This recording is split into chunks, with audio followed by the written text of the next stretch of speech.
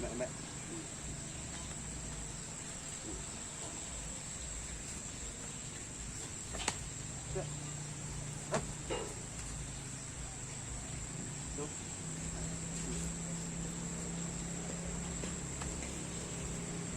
Ih, mati. Kan?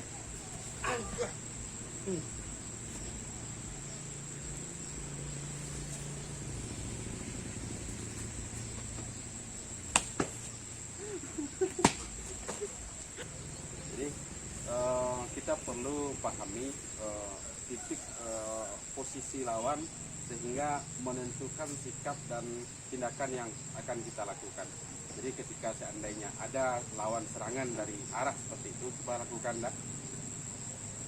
Kita kalau seandainya serangannya seperti itu, kita cukup hanya dengan menggelek sedikit seperti ini, silakan. Tetap. Kemudian ada serangan beruntun, silakan. Ya. Ini harus di posisi tat. Jadi kita akan bisa mematah bagian siku, kemudian langsung menyerang tat dan menjatuhkan lawan. Jadi itulah teknik. Jadi yang paling penting dari silet Minang adalah posisi yang harus diperhitungkan terlebih dahulu, baik posisi kita maupun posisi lawan. Ya, kita perhatikan sekali lagi. Up, up, up. Oke. Coba kan kalau dikunci sih kan kemarin Pak. Lah will kunci sih. Ya. Sih kan gerakan itu menara. Ya. Lah juga. Ayo kan. Oke. Oke. Siap. Wajan dia dah, tempat dia nak kena. Ya. Kan amun saya. Dan orang ni amun. Up. Up.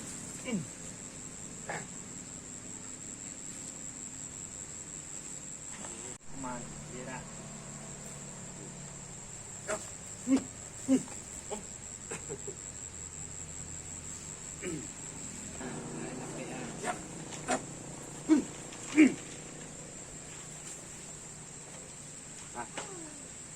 Salah. Mbak.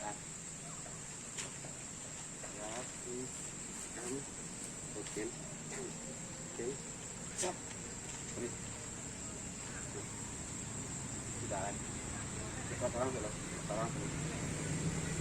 Jadi ketika serangan kaki, jadi mungkin kalau seandainya memungkinkan kita melakukan serangan atau menjatuhkan lawan secara langsung, maka ini ada teknik yang kita gunakan. Coba kita lakukan.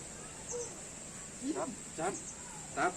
Kita harus menghambat pergerakan kaki belakang, baru menjungkirkan lawan ke arah belakang. Nah, kita coba sekali lagi. Siap, silakan. Siap. Ini kalau seandainya mungkin patah. Jam.